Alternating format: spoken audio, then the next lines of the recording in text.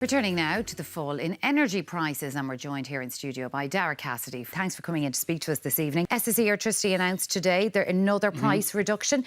Why are prices falling now? Is it purely down to the wholesale prices? Pretty much. I mean, during the height of the energy crisis, we saw gas and electricity and wholesale prices reach absolutely astronomical levels. At one stage, it was at over 1,000% above normal. So that's why people's bills went up. And thankfully, over the past maybe 6 to 8 months, we've seen those wholesale prices begin to ease. Now, they're still at very, very high levels, which is why our domestic electricity and gas prices are still at high levels. But thankfully, they're beginning to ease, and those reductions are being passed on to consumers. And that's what people will want to know. If they're not with that provider, will their provider start to reduce prices too? I'd say they will. They all seem to follow each other, to be honest. They're all buying energy from the same place as well. So usually when one moves, another follows. And, for a betting man, I'd say definitely Bord Gáis, Electric Ireland, all the main suppliers will follow suit over the next few weeks, which is definitely good news for households. But will they be back to what they were 3 years ago?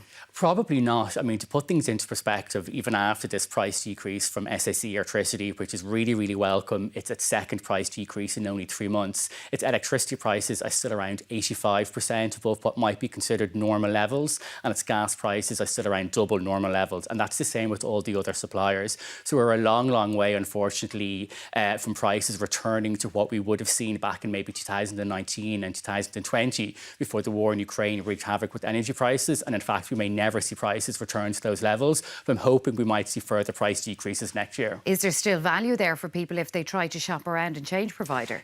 There is. I mean, nobody's going to be able to find deals as good as there were 2 or 3 years ago. Everyone is going to be paying a little bit more for their energy than they probably would like to. But there's definitely deals out there. There's an energy credit at the moment of €450, which people are probably very thankful to get. What I'd always say to people is that you could save another €450 by switching. And actually, even after these price decreases from SSE Airtricity, they're offering new customers a further 20% discount for people who switch. So there's definitely activity there. There's, a new supplier in the market as well, Energy. So there's competition back in the market, and there's definitely money to be saved by switching. And speaking of having more cash in your pocket, the government is looking at bringing in legislation to try to prevent a cashless society. We know we're all using less cash. People are tapping, using their card, using their phone.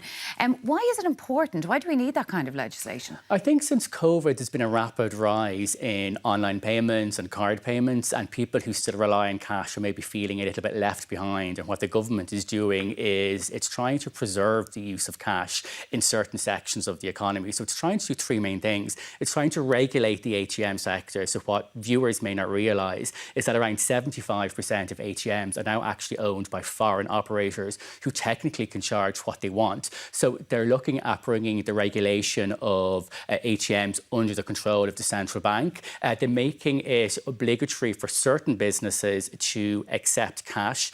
So maybe pharmacies, groceries, important businesses, probably not your local pub or your local chipper, but important businesses where people might need to use cash. And they're also looking, maybe a little bit more controversial, because we'll have to see how this actually pans out. They're looking at maybe making it obligatory for there to be an ATM machine in every main town and village throughout the country. Now, how they decide what a town and village is, what the population requirement is, we don't know. But I think it'll be warmly welcomed by most people. All right, Daragh Cassidy from bonkers.ie. Thanks for coming in to speak to us this evening.